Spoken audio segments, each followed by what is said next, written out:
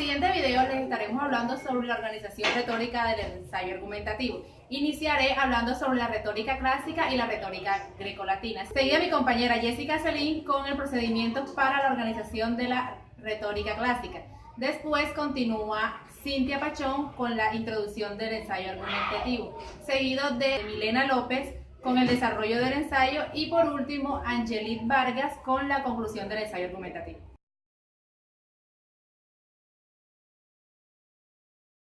En la antigüedad, la retórica se ocupó de buscar la perfecta organización del ensayo argumentativo. Los señores Coras y Quintiliano designaron 5 partes en las que debía organizarse un ensayo argumentativo. Esas son el exordio, la narración, la demostración, el epílogo y la peroración. En el exordio, básicamente, es la introducción del ensayo.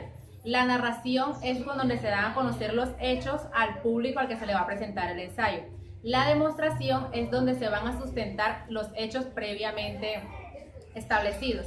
El epílogo es resumir los argumentos que se presentaron con anterioridad y la peroración es la última oportunidad que tiene el ensayo para lograr persuadir, y en esta se usa un truco que es muy usual en este tipo de discursos, que es la apelación hacia los sentimientos. La clásica, en comparación con la retórica grecolatina, se buscaba hacer del discurso menos extensivo, lo que se designaron 3 órdenes. El uno es de fuerza decreciente, el otro es de fuerza creciente y el último sería de orden homérico. La fuerza creciente es donde se presentan los argumentos más débiles al comienzo del discurso, dejando hacia el final los más fuertes. El orden de fuerza decreciente se presentan los argumentos más fuertes al inicio, dejando hacia el final los más débiles. Y el orden homérico o nestoriano, en este hay un balance, ya que se presentan argumentos fuertes tanto al comienzo como al final, dejando hacia la mitad del discurso los argumentos más débiles.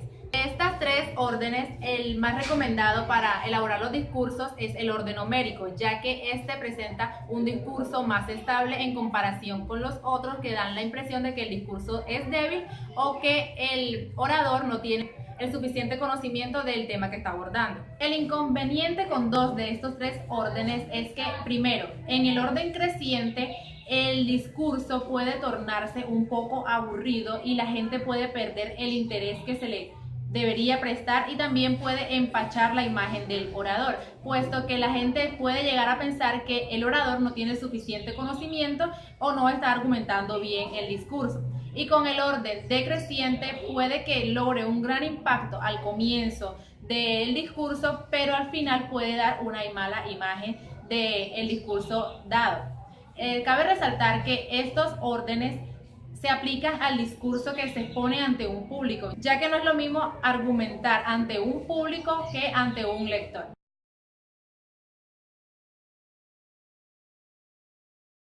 Con esta clasificación, los retóricos hacen solamente referencia al discurso ante un público en una plaza. Argumentar ante un auditorio no es lo mismo que argumentar para un lector. Como primera medida, el orador cuenta con un feedback. Este, a su vez, le permite al orador para la realización y la retroalimentación del discurso ante un público. Es decir, que ante el impacto que genere su discurso puede llegar a modificarlo totalmente, en su totalidad. Ante un escritor que, por el contrario, puede hacer opiniones diferentes. Es decir, este cuenta con argumentos propios y bases propias para la realización de un escrito y puede servirle de base para la organización y realización de otros argumentos. El orador cuenta con conocimientos previos que éste los utilizará al momento de la realización del discurso. Por otra parte, el escritor, en este caso, defiende su temática, defiende sus argumentos y puede servirle para la realización de otros argumentos.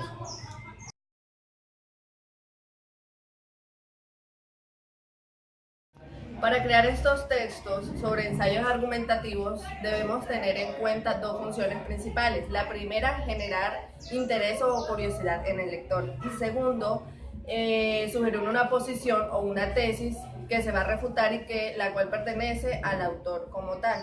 Principalmente se utilizan estrategias retóricas como procedimientos retóricos más utilizados, los cuales son hablar sobre antecedentes de la temática, ubicar el tema en un contexto histórico, referirnos a un proverbio, a una analogía, a una frase célebre, explicar conceptos claves que permitan al autor ubicarse en un espacio-tiempo dentro del argumento como tal. En este sentido, la introducción la debemos plantear de la siguiente manera. Si es un texto corto, 1 o 2 oraciones. Si es un ensayo extenso, con un párrafo mínimo es suficiente.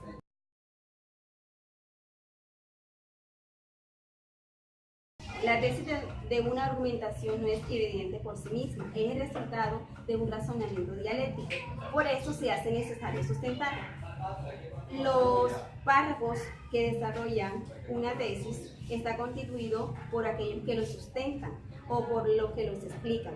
Estos párrafos deben ir organizados de la mejor forma posible, ya sea por orden lógico, espacial, cronológico, de causa y efecto o viceversa. La eficacia de un argumento no depende de la cantidad de argumentos, sino de la fuerza que éste tenga. Depende de las circunstancias en que se presenta, de la disposición que tenga el destinatario para aceptar los resultados y, bueno, anterior las primicias, y de la dificultad que tenga este para refutarlos. Por otro lado, la eficacia de un argumento no depende solo de su contenido, sino de los conectivos y del orden sintáctico que éste tenga para lograr su propósito. A continuación, tenemos el siguiente argumento en 2 versiones. La segunda versión tiene mayor poder persuasivo, ya que tiene un orden sintáctico y también tiene un orden gradual de intensidad que no tiene el primero. Este hace referencia a aquellas personas que siguen al líder y que son capaces de morir por la verdad. Por otro lado, la eficacia de un argumento no depende solo de su contenido, sino de los conectivos y del orden sintáctico que éste tenga para lograr su propósito. A continuación, tenemos el siguiente argumento en 2 versiones.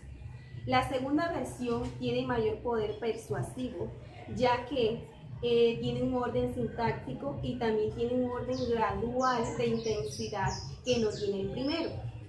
Este hace referencia a aquellas personas que siguen al líder y que son capaces de morir por la verdad. En primer lugar, tienen un orden, es decir, irónico, porque en primer lugar dice morir con el líder, morir en lugar del líder, o lo más irónico, morir solo él y no el líder. El destinatario puede aceptar un argumento dependiendo de cómo se sustente, ya porque piense que es lo más equitativo o porque va de acuerdo a sus intereses.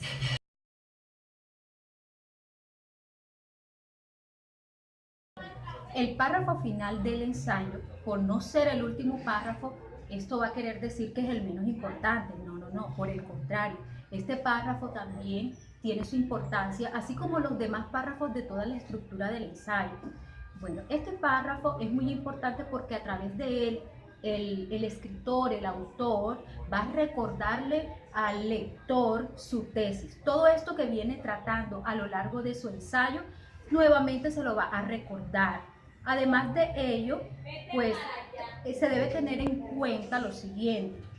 Si el ensayo como tal es un texto un poco más extenso, este párrafo de conclusión debe contener 2 párrafos como tal. Pero si es un ensayo un poco más corto, entonces con 2 oraciones es suficiente. Estos párrafos de conclusión son muy importantes y el autor del texto debe tenerlo en cuenta, debe tener en cuenta la importancia que este tiene en el ensayo como tal. El autor del ensayo debe tener en cuenta para la construcción del párrafo final Uno, que debe expresar una conclusión coherente con lo que está sustentando a lo largo del ensayo. 2, debe parafrasear la tesis. Puede hacerlo. O sea, estos puntos que yo estoy mencionando son opciones que tiene la persona que está construyendo, que está elaborando el ensayo como tal. Además de esto, puede presagiar un resultado, por ejemplo, en ese párrafo de conclusión puede hacer esto.